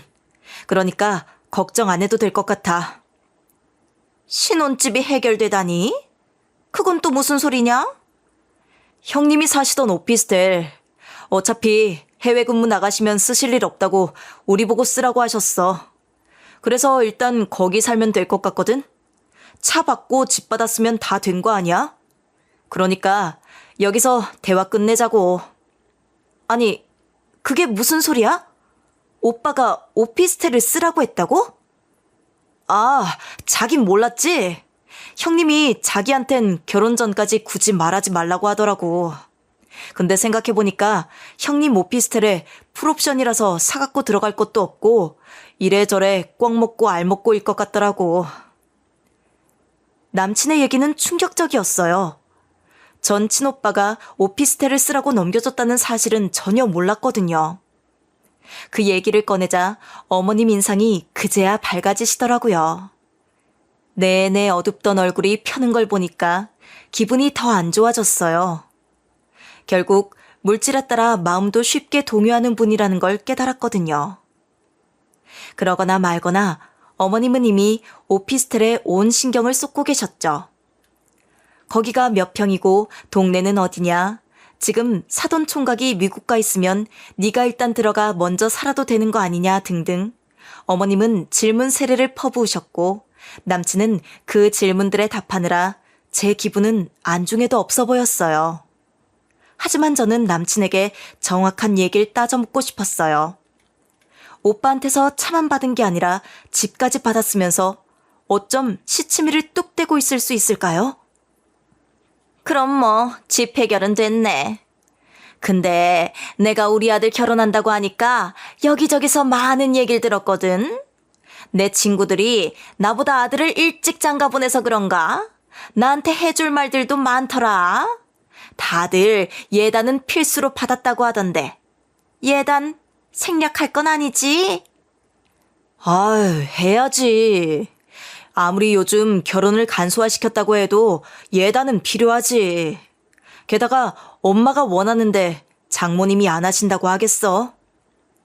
그럼 그건 됐고 내가 살아생전 비행기 타본 게 손꼽는다. 5년 전인가? 제주도 갈 때 비행기 한번 타본 게 다라니까. 그런데 요즘은 결혼 선물로 시부모님 해외여행도 잘 보내드린다더라. 나도 이번 기회에 해외물 한번 먹고 싶다. 나이 더 들어선 걸어 다닐 힘도 없어서 못 갈 테니까. 그거야 나중에 차차 보내드리면 되지. 일단 결혼하고 둘이 차근히 돈 모으면 엄마 해외여행 한번 못 보내드리겠어. 걱정 마. 우리 엄마 요 근래 하고 싶은 게 뭐가 이리 많아졌어. 그럼 누구보다 잘난 아들 장가 보내는데 그 정도 욕심은 내야지. 더 이상은 들어줄 수가 없었어요. 어머님의 욕심은 끝이 없었죠. 처음에는 차, 그 다음에는 집이 충족되자 이번에는 해외여행이란 새로운 얘기를 꺼내시더군요. 이것도 충족되면 또 그 다음엔 뭐가 나올까요? 모피코트? 그것도 아니면 명품백? 진짜 기도 안 찼어요. 그래서 잠자코 얘기를 듣고만 있던 저는 시간이 늦어 이만 가봐야겠다고 말하고 그 자리를 나왔어요. 거기서 어떤 대답을 하고 싶지도 않았고 저 모르는 얘기를 하는 남친도 짜증이 났거든요. 그렇게 나왔는데도 남친은 저를 따라 나오기는커녕 조심히 집에 잘 들어가란 인사만 하고 문을 닫아버리더군요. 아무래도 이 남자가 저를 다 잡은 물고기라 생각하고 있었는지도 몰라요.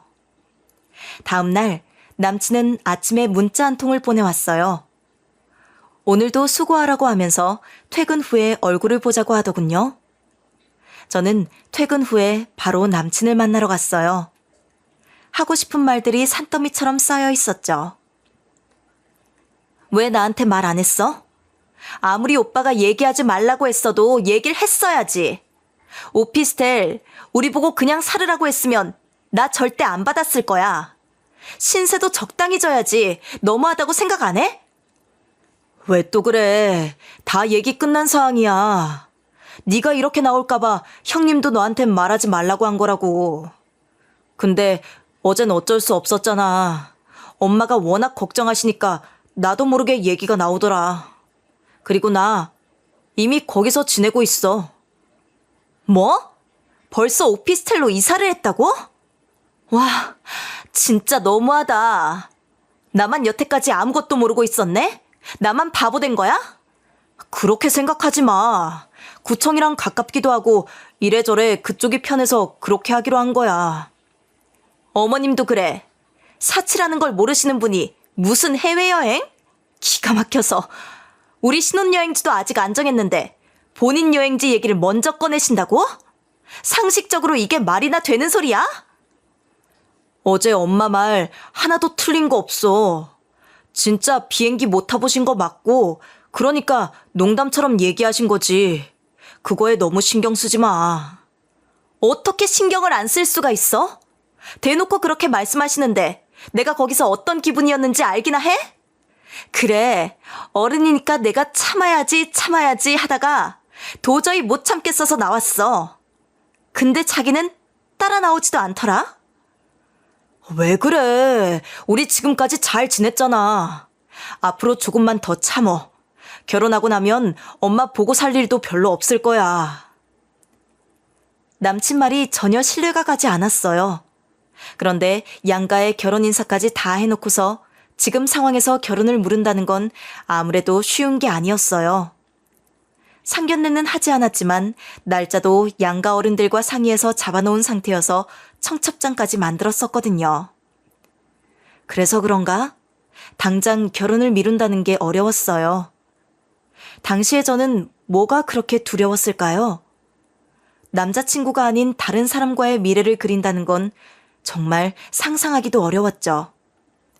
머릿속이 복잡했어요. 이것저것 생각할 게 너무 많았거든요. 그렇게 남친과 헤어지고 나서도 복잡한 마음에 잠을 이루지 못했답니다. 그렇게 뜬 눈으로 밤을 새웠는데 다음날 어머님에게서 전화가 걸려오더군요. 며느라, 왜 이렇게 전화가 안 되냐? 내가 지금 3통째 전화 걸었다. 죄송해요. 아침에 회의하고 들어오느라 지금 막 자리에 앉았어요.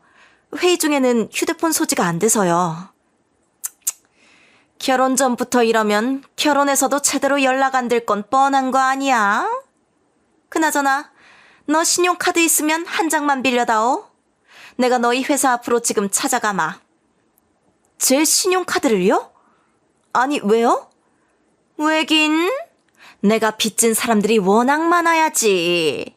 우리 아들 결혼한다고 한턱 내야 하는데 너도 알다시피 공무원 발령받은 지 며칠 됐다고 걔가 무슨 돈이 있겠냐. 그러니까 일단 네 카드 좀 써야겠다. 어머님, 그건 안 되겠는데요? 다른 것도 아니고 식사 대접하시는데 제 카드를 왜 쓰시겠다는지 모르겠어요. 어머, 얘가 말하는 것 좀 봐. 그럼 며느리 카드를 쓰지 내 카드를 쓰랴? 잔말 말고 이따 도착하면 전화할 테니까 카드 들고 내려와라. 어머님은 아주 당당하게 제 카드를 요구하시더군요. 아무리 부모 자식 간이라고 해도 돈 거래는 안 하는 게 맞는데 하물며 며느리와 시어머니 사이에 돈 거래라니요. 이건 아니지 않나 싶어서 전 바로 거절을 했어요. 어머님한테는 최대한 잘 설명해드렸죠. 제가 어머님이 식사하시는 자리에 가서 결제를 해드릴 수도 있는 거지만 저도 없는 자리에서 어머님이 제 카드를 가져가 결제를 하는 건 아닌 것 같다고 말이죠. 그러자 어머님은 화를 내시더니 알겠다고 하고 전화를 끊으시더군요.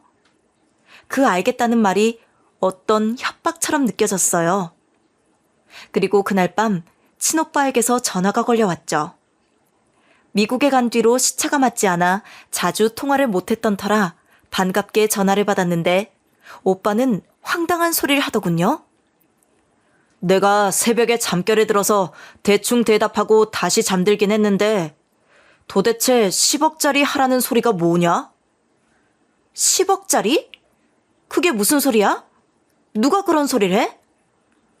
엄마가 새벽에 전화해서는 10억짜리 하란 소리를 하면서 한숨을 쉬는데 설마 너희 신혼집을 10억짜리로 하라는 소리야? 나도 무슨 말인지 잘 몰라서 일단 자고 일어나서 너한테 확인차 전화했다. 엄마가 그런 소리를 했다고? 나도 지금 처음 듣는 소리야. 신혼집 10억이 도대체 어디서 나온 말이야? 내가 일단 엄마한테 물어볼게. 내가 분명 매제한테 내 오피스텔에서 지내라고 했는데 갑자기 뚱딴지 같은 소리를 하고 전화를 끊어서 황당해서 너한테 물어보는 거야. 그러니까 너도 엄마한테 얘기 좀 잘해보고 나한테 다시 얘기해줘. 알았어, 오빠. 괜히 신경 쓰이게 해서 미안해. 잠도 잘 못 잤겠네. 회사 출근 잘하고. 오빠와 전화를 끊고 나니 진짜 온몸에 힘이 쫙 빠지더라고요. 정확히 예측은 할 수 없지만 엄마가 쓸데없이 10억짜리 신혼집 얘기를 하진 않았을 거란 생각이 들었어요. 그리고 이 모든 것의 배후에 어머님이 계실 것 같다는 생각이 강하게 들었죠. 엄마가 제게 바로 얘기를 하지 못하고 오빠한테 전화를 걸어 얘기한 까닭이 분명 있을 듯 했거든요. 그래서 전 친정엄마에게 바로 전화를 걸었어요.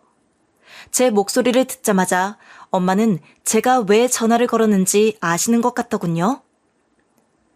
사돈이 전화해서 나한테 그러더라. 예단도 없고 돈 한 푼 없이 딸 시집 보내면서 신혼집이라도 번듯한 걸로 해주는 게 좋겠다며. 10억짜리 아파트 정도는 되어야 주변에 우리 아들 장가 갔다고 입이라도 열 수 있겠다고 말이다. 근데 그걸 왜 나한테 얘기 안 했어? 왜 가만히 듣고만 있었냐고. 그럼 어떡하냐. 네가 좋다며. 사위랑 결혼하고 싶다며. 그러니까 참았지.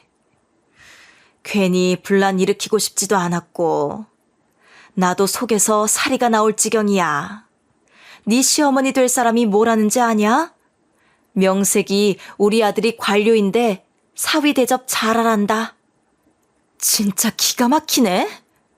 그렇지 않아도 오늘 나한테서 신용카드 받아가려던 사람이야. 그리고 뭐? 돈 한 푼 없이 시집을 보내? 이미 차랑 오피스텔까지 가져가 놓고 그딴 소리가 나와?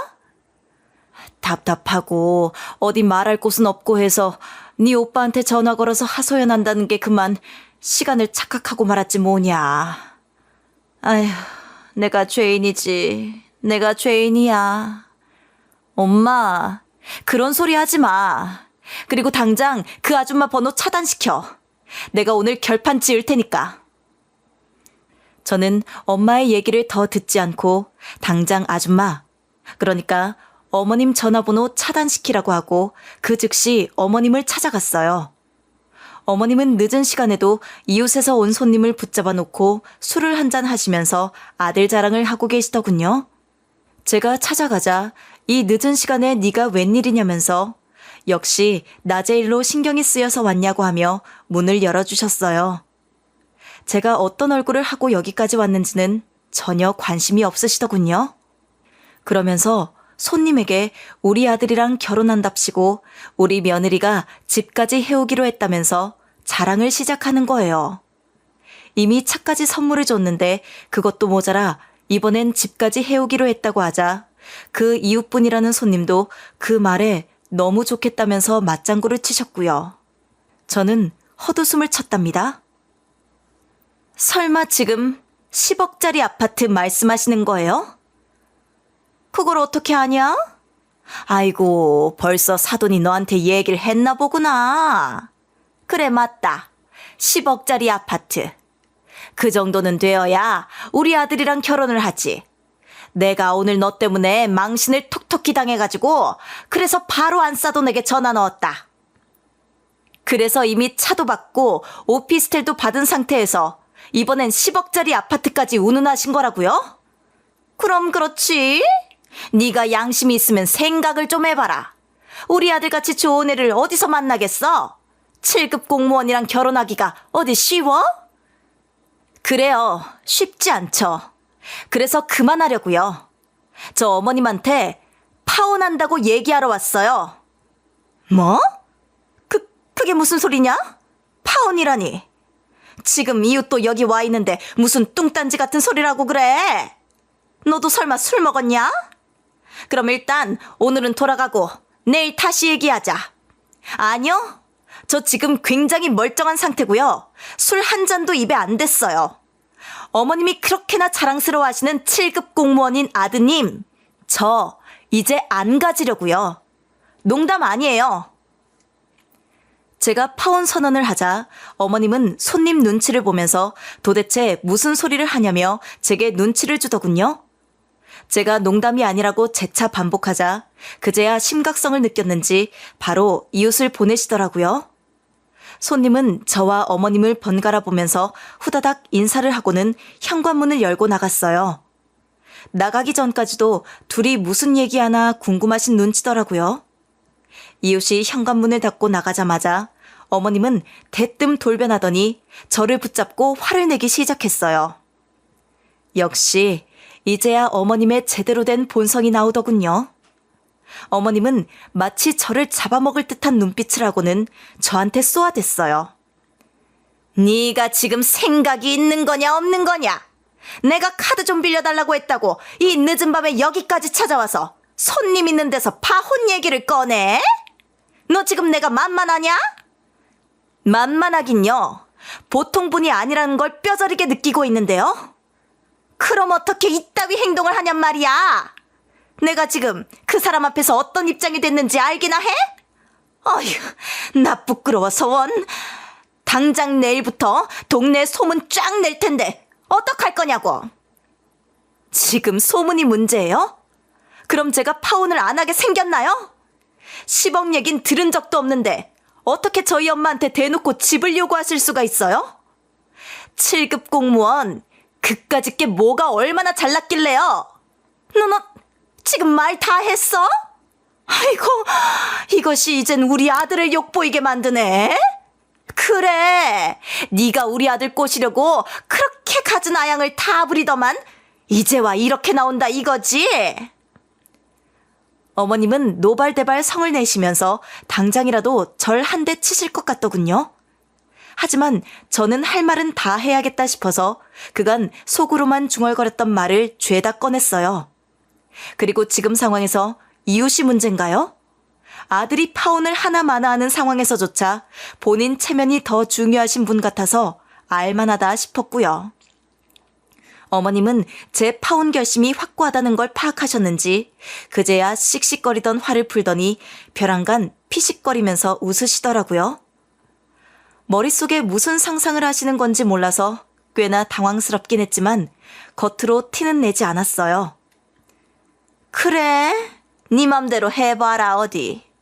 청첩장까지 죄에다 찍어놓고 결혼 안 한다고 하면 네 손해지. 우린 아쉬울 거 하나도 없다. 원래 파혼을 하든 이혼을 하든 여자 쪽이 손해라는 걸 모르냐? 네, 그러시겠죠. 그래서 저도 더는 휘둘리지 않으려고 해요. 최소한 상식이 있는 사람을 시어머니로 맞이하고 싶었거든요. 아줌마처럼 상식도 없고 돈만 밝히는 사람 말고요. 너 지금 나보고 아줌마라고 한 거냐? 어차피 결혼 안 할 건데 그럼 아줌마를 뭐라고 불러요? 지금 저 하나 잡아서 아들 장가 보내면서 뽑아낼 수 있는 건 죄에다 뽑아먹을 생각이셨나 본데 절대 그렇게 둘 순 없죠? 전 호구가 아니니까요. 저는 바로 그 집을 나와서 남자친구 집으로 갔어요. 오빠가 물려준 오피스텔에 살고 있는 남친 집에 가서 초인종을 마구 누르고 문을 두드려댔죠. 연락 없이 갑자기 찾아온 저를 본 남친은 무슨 영문인지 모를 얼굴을 하더군요. 저는 그런 그를 밀치고 현관 옆에 걸려있는 차키를 빼서 제 가방에 챙겨 넣었어요. 그리고 드레스룸으로 들어가 옷들을 살폈죠. 오빠가 안 입는다고 준 비싼 옷들이 쪼르르 걸려있더군요. 그동안 이 옷들 자기가 산 것인 양 입으면서 자랑질은 엄청 하고 다녔을 남친이 생각나 이를 꽉 물었어요. 그리고 저는 옷들을 꺼내 전부 챙기기 시작했죠. 제 갑작스런 행동에 남친은 지금 뭐 하냐는 거냐면서 발을 동동 구르더군요. 그러거나 말거나 저는 옷들을 다 챙겨놓고 테이블 위에 올려져 있던 집의 마스터키까지 챙겼어요. 너 지금 뭐 하는 거야? 아니 왜 차키랑 집키까지 전부 챙기냐고? 도대체 뭐 하려고 그래? 아직 여기까지 얘기가 안 됐나 봐? 나 너랑 끝내려고 왔어. 그러니까 차랑 이 집 전부 놔두고 네 물건 챙겨서 여기서 나가. 그게 무슨 소리야? 내가 뭐 잘못한 거라도 있어? 갑자기 이러는 이유가 있을 거 아니야. 그 이유를 몰라? 애초에 우리 오빠한테 나 소개시켜달라고 접근했던 거. 우리 오빠 직업도 괜찮고 우리 집도 건사해 보이니까 자기 팔자 한번 펴볼 생각 아니었어? 처음에는 나도 그런 줄은 꿈에도 생각 못했지. 근데 오빠한테서 차 받을 때 딱 알겠더라. 무슨 말도 안 되는 소리라고 그래. 나 네가 좋아서 결혼하려고 한 거지. 너 가지고 한몫 챙길 생각은 요만큼도 안 했어. 그렇게 날 몰라? 그럼 한 번은 거절을 했었어야지. 차 준다 했을 때 너무 과하다. 집 준다 했을 때 괜찮다. 그 정도는 했어야지. 근데 넌 아무것도 안 하더라? 내 말이 틀려? 뭐든 당연하게 받아놓고서 뭘 아닌 척 성인군자 노릇을 하려고 해? 너나 네 엄마나 똑같아. 그래서 지금 나랑 헤어지겠다는 거야? 파혼이라도 하겠다는 거냐고. 도대체 왜? 조금 삐걱거리긴 했어도 우리 지금까지 문제 없었잖아. 갑자기 이렇게 나오는 이유가 뭐냐고. 그게 궁금해? 그럼 네 엄마한테 가서 물어봐. 저는 남친을 그대로 쫓아내버렸어요. 입고 있던 옷이랑 신발만 덜렁 신고 내쫓긴 남친은 문을 두드리면서 대화를 좀 더 하자고 했지만 저는 더 할 말이 없다고 했죠. 남친은 그대로 집에 가서 어머님한테 모든 얘기를 전해들은 듯 제게 미안하다고 장문의 문자를 보내더군요. 거기에 답장을 했냐고요? 딱 한마디 했어요. 네 마지막 짐은 내일 택배로 보낼게. 그리고 전 그의 전화번호를 차단시켜버렸죠. 어머님은 진짜 몰랐던 걸까요? 파혼하겠다는 제 말에도 자존심 굽히지 않고 큰 소리치면은 제 아들이 그나마 갖고 있던 것들도 죄다 날아가게 된다는 것을요. 다행히 집이나 차 모두 명의 변경을 하지 않아서 그야말로 남친은 빈털터리가 되어 집으로 돌아간 거죠. 그리고 며칠 뒤 퇴근하고 회사를 빠져나오는데 그 앞에서 기다리고 있던 어머님을 마주했어요. 한 번은 찾아올 거라 생각했는데 기분 좋은 금요일 저녁에 이렇게 마주칠 거라곤 생각 못했죠. 카페까지 가기도 싫어서 인적 드문 골목길에서 얘기를 했어요. 내가 미안했다. 그동안은 내가 생각이 짧았어. 파혼한다는 네 말이 농담일 거라 생각했다. 그런 말을 농담으로 하는 사람이 어디 있어요? 아, 이제 보니까 차랑 집 모두 아줌마 아들한테로 이전됐다고 생각하셨나 보네요. 이걸 어쩌나? 저희 오빠가 선견지명이 있어서 거기까진 안 해놔서요. 그런 게 아니라 지금 우리 아들이 밥도 안 먹고 방에 틀어박혀서 이 결혼 망친 게 나 때문이라고 하는데 내가 어찌해야 할지 모르겠다. 출근도 안 하고 틀어박혀 있는 거 볼 때마다 미칠 것 같다고. 그래서요? 제가 그 사람을 불쌍히 여겨서 다시 결혼이라도 하란 말씀은 아니시죠? 아줌마가 그랬잖아요. 파혼하면 내가 더 손해라고요.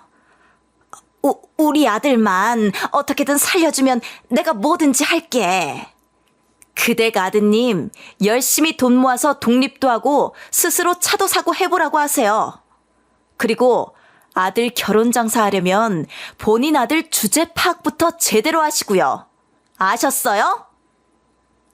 제 말에 어머님은 부들부들 떨더니 사색이 되어서는 그대로 돌아가시더군요. 예전 같았으면 뭐라도 한마디 더 했거나 저한테 손찌검이라도 했을지 모를 성격인데 다 끝난 마당에 그럴 수 없다는 걸 누구보다 본인이 잘 알고 있었던 거죠.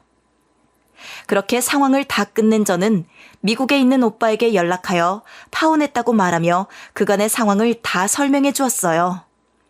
얘기를 모두 들은 오빠는 자기가 그딴 놈을 소개시켜준 게 미안하다고 저한테 사과를 하더군요. 그래서 제가 그랬죠. 저도 깜빡 속아 결혼까지 할 뻔했으니 오빠 잘못은 없다고요. 결혼하기 전에 모든 것을 알게 되어 얼마나 다행인지 모른다고요. 물론 파혼 경험은 저한테도 평생 잊지 못할 상처가 됐지만 인생에 좋은 경험을 했다 치고 잊으려고 합니다. 역시 뭔가 이상하다 싶으면 도망치는 게 맞는 것 같아요. 지금은 그 모자가 어디서 뭘 하고 사는지 모르겠지만 또 다른 여자 등쳐먹고 살지는 않을까 그게 좀 걱정되긴 해요. 제 버릇 개 못 준다잖아요. 저는 열심히 회사 다니면서 다시는 그와 똑같은 집안과 안 엮이기 위해서 사람 보는 눈을 기르는 중이에요. 당분간 연애는 안 하려고요. 제 사연이 어떻게 들리실지 모르겠어요. 나름대로 방패막 세워가며 복수했다고 생각하긴 하는데 다른 사람 눈에도 그렇게 보일지 궁금하거든요. 아무튼 이제 마치고 저녁 식사하러 가려고요. 부모님이랑 저녁 약속을 잡아놨거든요. 그럼 사연 들어주신 분들 감사드리고 행복한 날들만 지속되길 바랄게요.